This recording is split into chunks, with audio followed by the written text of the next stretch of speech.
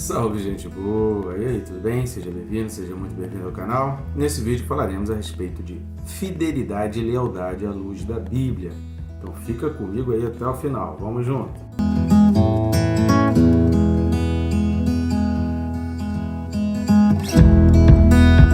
Aqui antes, né, querido? Se você não está inscrito, inscreva-se. Clica aí no botão, é bem rápido, aproveita e já clica no sininho para que você seja notificado e não perca nenhum vídeo. Assista os anteriores também, já que a gente está numa sequência. O objetivo desse canal aí e dessa playlist que a gente está criando de reflexões rápidas, estudar a Bíblia versículo a versículo. Então a gente está seguindo sempre a sequência. É importante você assistir os vídeos anteriores para você ir entendendo que um vídeo isolado ele não fala por si só, né? Depende do que vem antes, do que vem depois. Uma coisa vai sempre complementando a outra. Então curta, comente, compartilhe. A gente está chegando aí já no 10º livro que a gente tem na Bíblia. Já tem 9 aí no nosso canal, comentado versículo a versículo, que com certeza vai ser bênção, vai ajudar você e alguém com quem você está compartilhando. Legal isso, né? Então muito obrigado, meu agradecimento a você que já vem fazendo isso e você que vai fazer, compartilhando esse vídeo aí nas suas redes sociais. O texto desse vídeo é Apocalipse capítulo 3, do 14 ao 22, carta de Jesus Cristo à igreja em Laodiceia. Apocalipse 3, do 14 ao 22, diz assim: Ao anjo da igreja em Laodiceia escreve: Estas coisas diz o Amém, a testemunha fiel e verdadeira, o princípio da criação de Deus. Conheço as tuas obras, que nem és frio nem quente. Quem dera fosses frio ou quente. Assim, porque és morno, e nem és quente nem frio, estou a ponto de vomitar-te da minha boca. Pois dizes: estou rico e abastado, e não preciso de coisa alguma. E nem sabes tu que és infeliz, sim, miserável, pobre, cego e nu. Aconselho-te que de mim compres ouro refinado pelo fogo para te enriqueceres, vestiduras brancas para te vestires, a fim de que não seja manifesta a vergonha da tua nudez, e colírio para ungires os olhos, a fim de que vejas. Eu repreendo e disciplino a quantos amo. Sê, pois, zeloso e arrepende-te.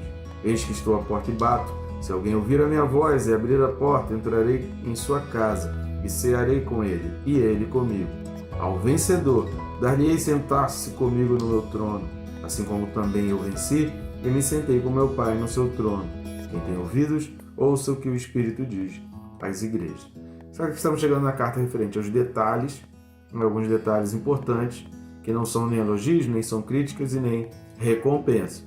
Todas as cartas giram em torno desses temas, né? Então a gente entendeu por bem trabalhar essas cartas assim. Então esse é o último vídeo correspondente às 7 cartas ao Apocalipse.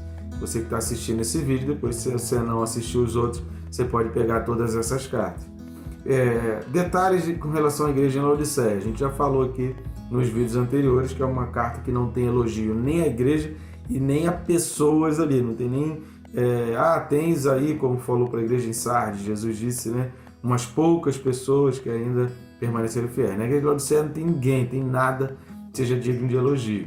Agora, há uma mensagem importante que fica aqui para nós, da carta à igreja de Laodiceia. Não importa o tamanho do nosso erro, não importa o tamanho do nosso desvio, não importa o quão longe de Deus a gente está, Jesus ele sempre vai bater a porta e querer de nós abrir a porta. Abrir a porta significa assumir responsabilidade, significa ser julgado, significa participar de um julgamento.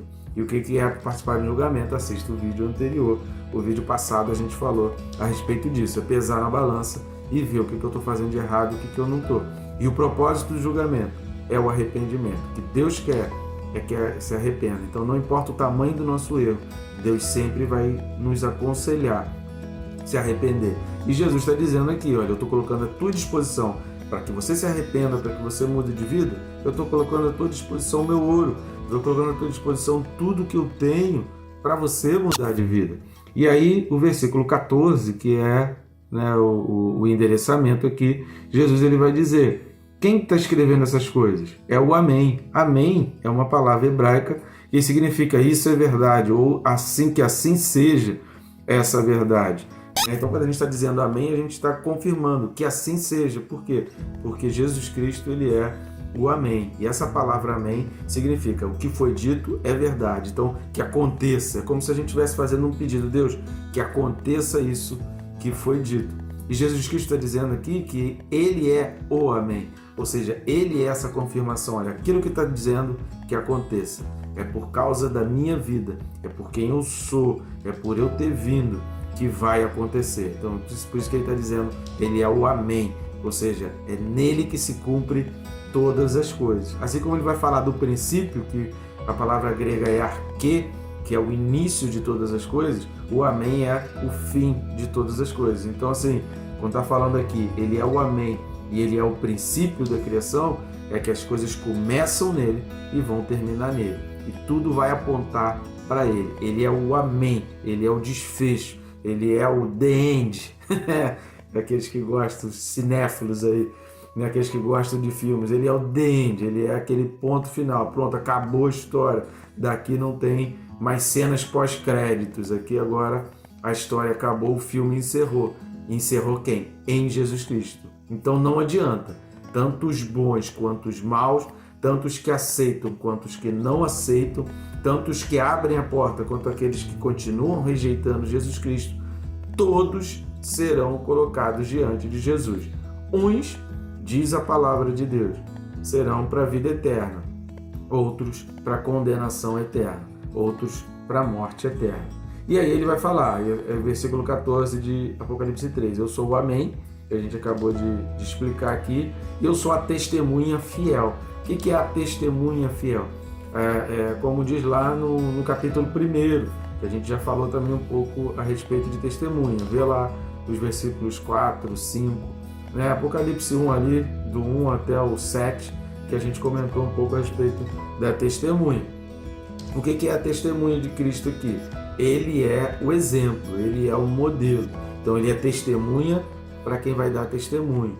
Então, se ele sofreu, eu encontro forças para sofrer também, porque é na força dele que eu me fortaleço. Se ele venceu até a morte, se ele venceu todos os chicotes, a chicotada, se ele venceu a coroa de espinho, se ele venceu ficar em jejum ali, perdendo sangue, né? Não se esqueça que as últimas horas de Jesus, né, as últimas 24 horas de Jesus, a alimentação de Jesus foi um gole de vinagre, e ele foi sofrendo, vertendo sangue, apanhando, carregando uma cruz pesada, fazendo um jejum em direção à morte. Se Jesus venceu todas essas coisas, nele eu consigo vencer. Em mim eu não consigo.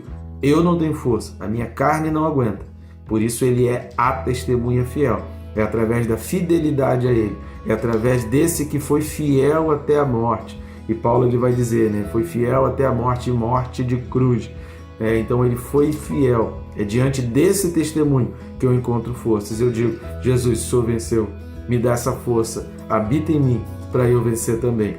Então Jesus está trazendo o alerta. Não se esqueça, querido, que antes de todos os adventos apocalípticos, diante de todas as previsões catastróficas que Jesus começaria a falar, que a gente vai começar a falar aqui a partir do capítulo 4, diante de todos os prognósticos de coisas ruins para o mundo, inclusive para os cristãos também, que coisas ruins vão acontecer para os cristãos. Antes disso tudo, Jesus escreve essas cartas ao Apocalipse.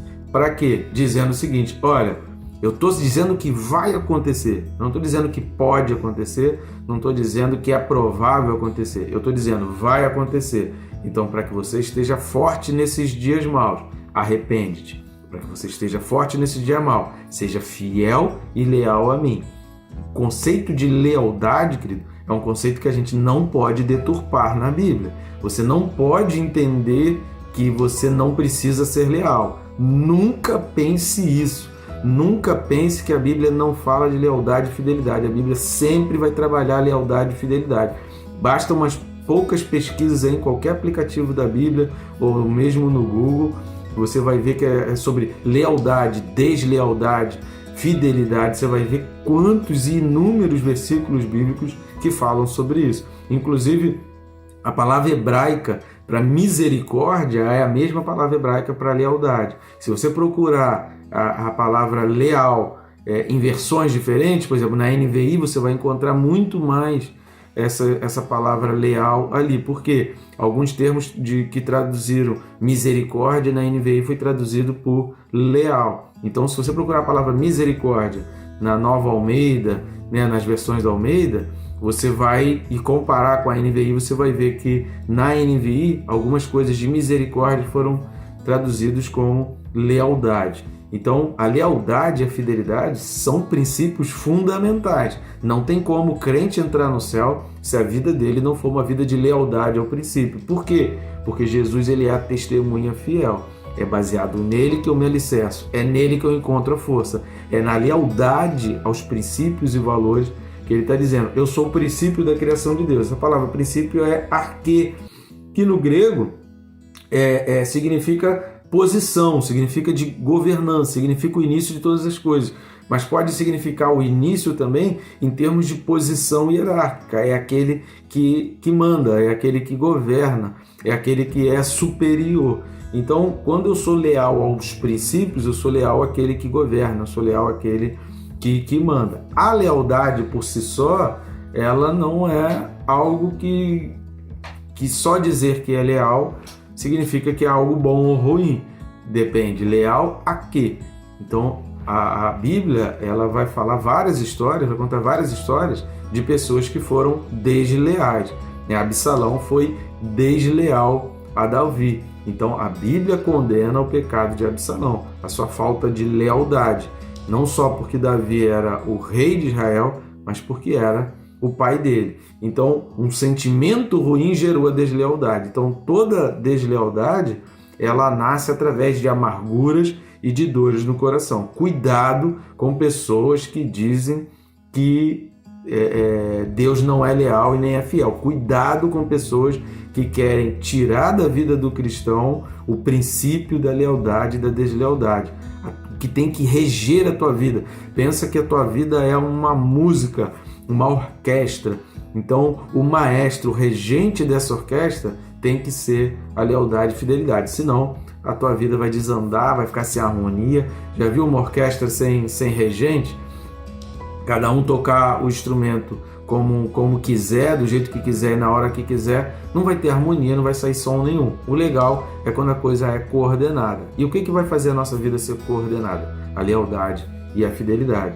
Então Jesus, ele é a testemunha fiel e verdadeira. Por quê? Porque a verdade está nele. Se ele está dizendo que ele é uma testemunha fiel e verdadeira, é porque falsas testemunhas iriam surgir. E a gente não pode deixar de seguir aquilo que é verdadeiro, deixar de seguir aquilo que aponta para o verdadeiro. Então siga a verdade. Jesus Cristo, ele é a verdade.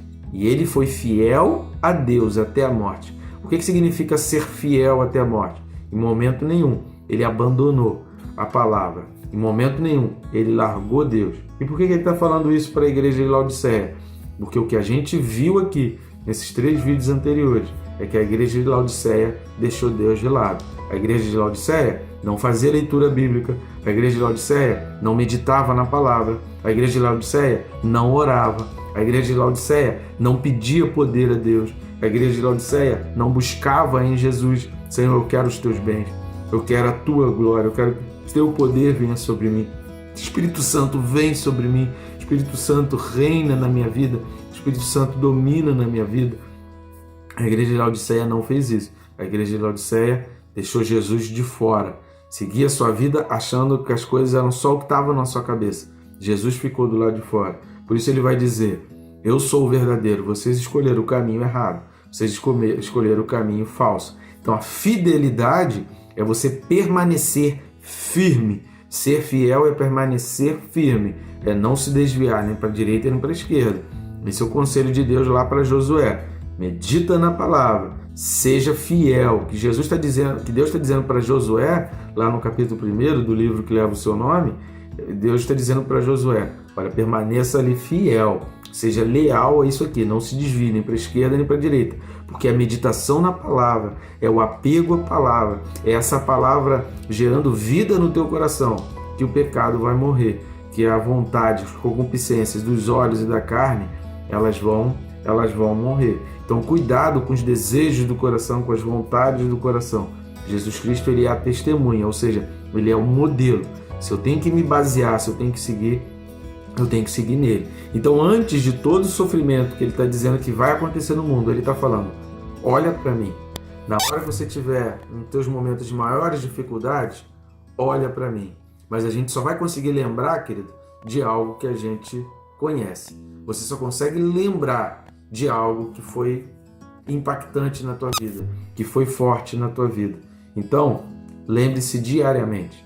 Não esqueça de Jesus diariamente. Faça o exercício. Eu preciso ser fiel e leal. Eu preciso ser leal a quê? Aos princípios, ao princípio que é Jesus Cristo. Ele é o princípio da criação. Eu preciso ser leal a Ele. Eu não posso falhar com Ele. Eu não posso traí-lo. Eu não posso agir contra Ele. Ser leal é isso. É você não ser contra. É você não agir como um inimigo. É você não favorecer o inimigo. A lealdade, ela significa isso. É você estar lutando do meu lado.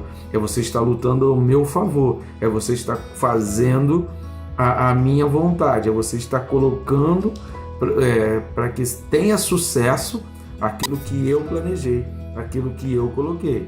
Então, quando eu estou contribuindo ao lado de alguém, eu estou sendo leal a esse alguém.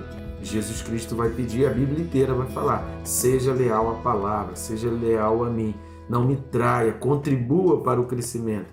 Então, tudo que Jesus quer de nós é que a gente pregue o Evangelho, que a gente gere vida, mas para isso a gente precisa viver. Lembra de Romanos 2,16? A gente precisa viver. Basta alguns momentos do dia de consagração. Romanos 11,16 vai falar isso, né? Se você consagra as primícias, se você entrega os dízimos, se você é fiel ali no pouco, Jesus ele já falou sobre isso, né? Se você é fiel no pouco, sobre o muito eu vou te colocar. Por quê? Basta que você abençoe a primícia, basta que você abençoe um pouco e todo o restante será abençoado. Então dedique tempo da sua vida, querido. Não tire da sua vida, do seu dia a dia, a palavra de Deus, o estudo da palavra, a meditação na palavra e a compreensão da palavra. Seja fiel, baseie-se no modelo de que é Jesus Cristo. Ele é o testemunho, ele é o princípio e ele é o amém. Tudo vem dele e um dia, querido, tudo vai para ele. Até aqueles que não querem, até aqueles que o rejeitam, até aqueles que odeiam Jesus, até aqueles que não querem ouvir falar de Jesus aqui, um dia eles vão ouvir de uma maneira muito dolorosa, infelizmente. A vontade de Deus é essa? Não. A vontade de Deus é que todos se arrependam. Deus falou isso para Ezequiel, está lá registrado no livro de Ezequiel. A vontade de Deus é que todos se arrependam, mas algumas pessoas negam. Estou fazendo aqui o alerta. Essas cartas às igrejas são alertas. A gente precisa ficar alerta. Seja fiel e seja leal até o fim. Onde você vai encontrar forças para ser fiel e leal? No testemunho fiel e verdadeiro, que é Jesus Cristo. No amém. É olhando lá para o final e entendendo que Ele é o amém. Jesus Cristo é o amém. Não tire os teus olhos do Senhor, querido. E seja firme até o final, que Ele com certeza vai te fazer vencedor. Em nome de Jesus.